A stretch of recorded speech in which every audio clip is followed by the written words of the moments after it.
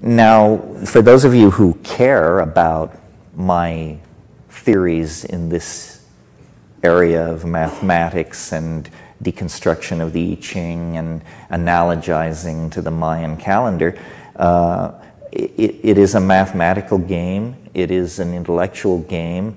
I discern patterns in nature that cause me to believe that science, which I recently praised, has overlooked in very important aspects of reality that you don't need an atom smasher or a DNA sequencer or a probe to Ganymede to register. And what do I mean by that? Science has overlooked two aspects of nature that as you sit here, I believe you can hear my case and that you will find in my favor. Here's what it is. The first thing which science has not taken on board is the fact that as you get nearer and nearer the moment in time that we call the present, things become more and more complicated.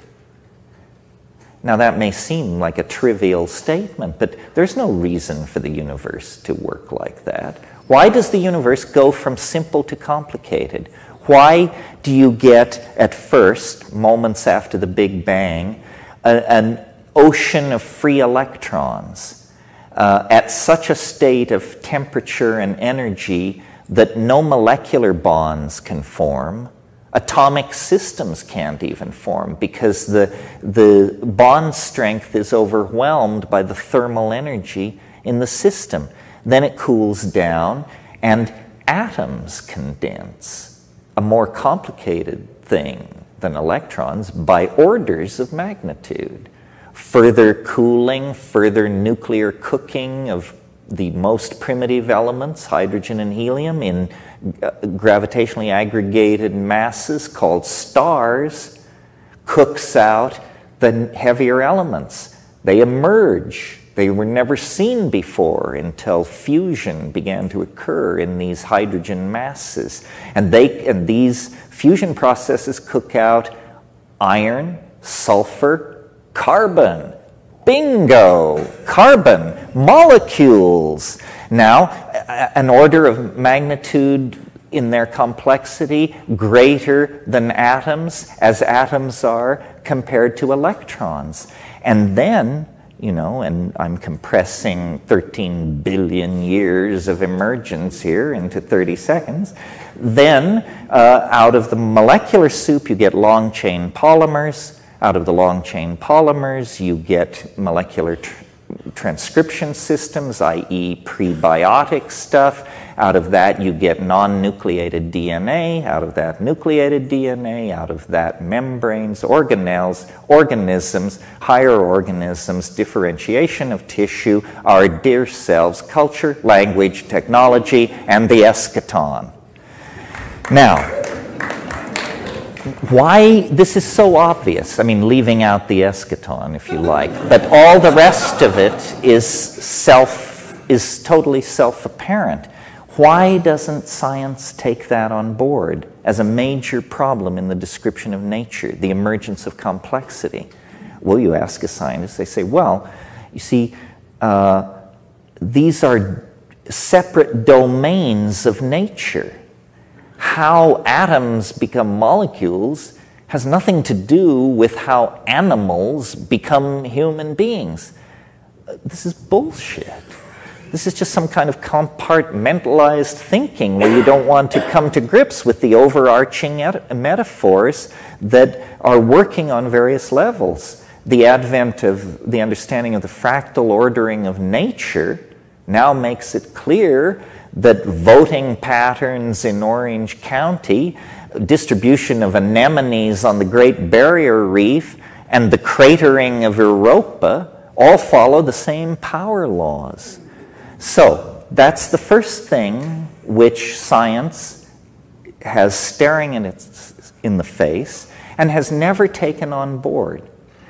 Now, I said there were two things. The second thing is related to the first. A double shot of espresso, you're really getting your money's worth here. The second thing which science has taken on board, has refused to take on board, is that this process of complexification that I just described to you, as you approach the place in time called the present, happens faster and faster. That was not necessarily implied by the first observation.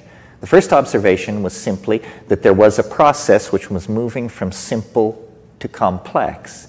Now we add the concept of a process which is ever accelerating as it moves from the simple to the complex. So more and more happens as you approach the present.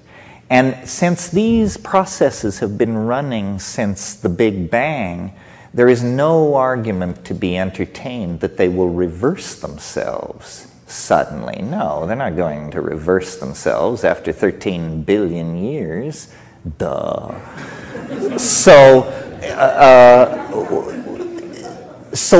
But the implication of that, carried to its ultimate extreme, leads to a conclusion most people find too wild to entertain. If the universe is evolving deeper and deeper into complexity, faster and faster, and if now in a human lifetime we can see a small portion of this curve, it no longer appears flat to us because of our nearness in relation, you understand what I'm saying? We can actually discern the curve. And so that means, I believe, that by extrapolating this process, we should then logically conclude that we are very near, relative to the life of the universe, we are very near to the place where this ramping up of complexity will become so excruciatingly rapid that more change will happen in a single week than happened in the previous 13 billion years. And that then there will come a moment where more will happen in a single minute than happened in the previous 13 billion. And then a moment will come when more will happen in 6.55 times 10 to the 23rd erg seconds. More will happen than has happened. And people say, well, but that's crazy. I mean, what kind of universe is that? Well, wait a minute. What's so crazy about this? Let's look at what the competition is peddling. What the competition would have you believe is that the universe sprang from nothing in a single moment for no reason. Well, now, whatever you think about that theory, in the interests of being awake, please notice that that is the limit case for credulity. Do you know what I mean by that? I mean that if you can believe that, you can believe anything. That is the most improbable proposition the human mind can conceive of. I challenge you to top it. You know, I mean, I know the Scientologists think God is a clam on another planet, but I don't think that tops this idea. That the universe sprang from nothing in a single moment for no reason. That is that's article of faith number one. I say, no. If we're talking about universes that spring from nothing, if we're going to talk like that, then surely such universes occur in a situation of great complexity. In other words, if we're going to look for an enormous eruption of emergent phenomena, an enormous, sudden, unexpected download of novelty, we shouldn't look in a domain of zero space, zero time, zero energy, zero anti-entropic organization, that's the worst place to look. That's the least likely place where such a singularity would spring out. Where should you look if you believe in this jabberwock, this chimera, this particular beast? Where should you hunt this snark? You should hunt it in domains of immense complexity, where you have matter, energy, light, chemistry, language, machines, people, cultures, intentionality, minds. And if you throw all that stuff together and shake it up, it's maybe not a sure thing that you will get a singularity, but you're certainly betting right. You've figured it out. So I think that science is extremely hostile to the idea that the universe is complexifying and complexifying more and more rapidly. Why? It's just a historical issue. It has to do with the fact that 19th century English biology was extremely hostile to what it called deism. Deism was the reigning religious paradigm of the 19th century, and it's the idea that God is a clockmaker, and that God made the universe and wound it up like a clock and went away. And what irked Darwin and Lyell and those people was the idea that the universe has a purpose. You see, they thought that if it has a purpose, this somehow means there is a God, and they weren't up for that. They were trying to build rational science into a tool for understanding nature. I think we have grown beyond that, and it's foolish to wear those tight 19th century high-button shoes. We can believe that the universe is following an organizational vector. We can believe that the universe is under the influence of a strange attractor. We can believe that the universe is pulled toward a future denouement, as well as pushed by the unfolding of causal necessity. We can believe all of that without evoking the 19th century concept of God. Now, why do I spend so much time on this? And what's so great about all this? Here's what's so great about all this. If you will join me in this belief that the universe works as I have described, it's an engine for the generation of complexity, and it preserves complexity, and it builds on complexity to ever higher levels. If you entertain this, guess what happens?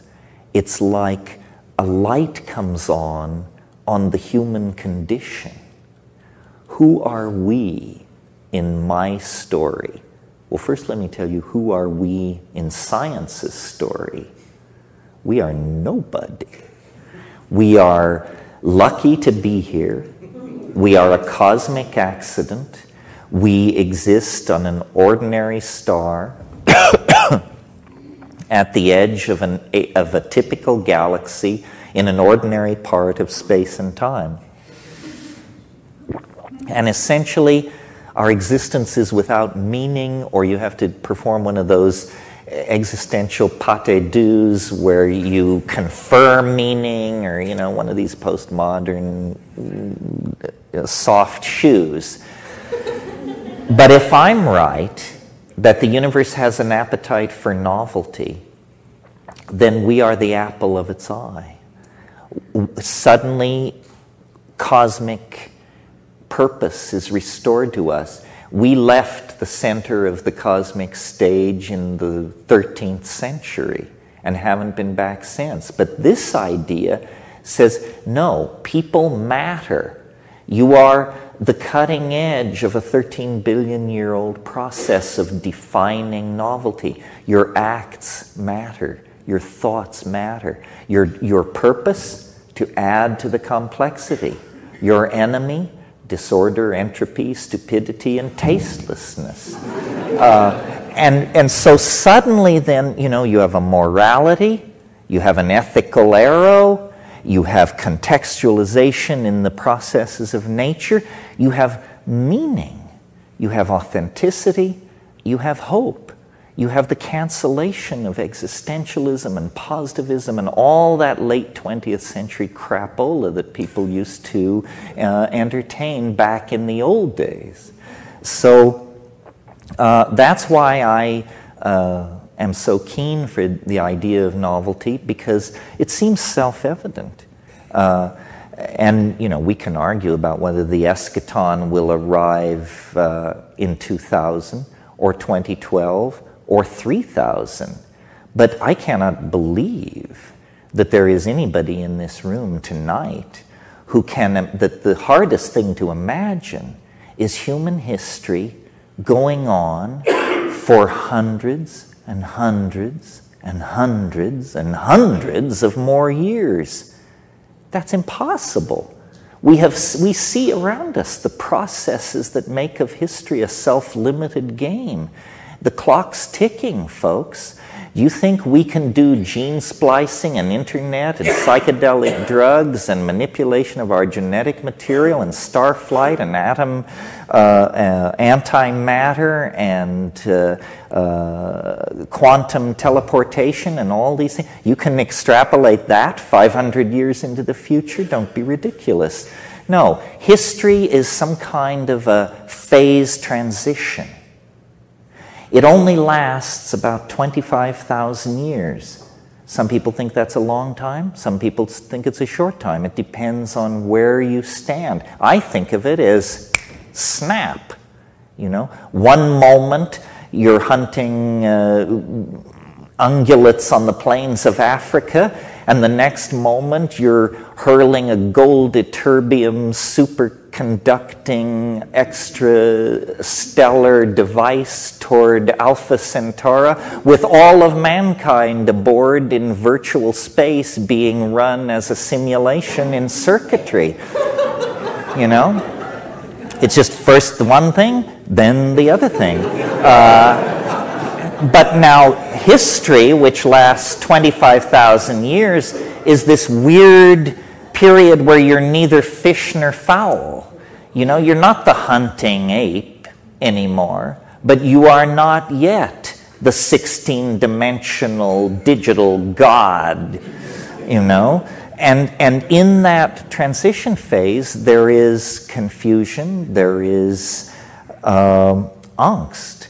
But now we're at the end. We have no, I maintain anybody who's peddling angst and peddling pessimism and peddling all this stuff is just, that's so 2 minutes ago.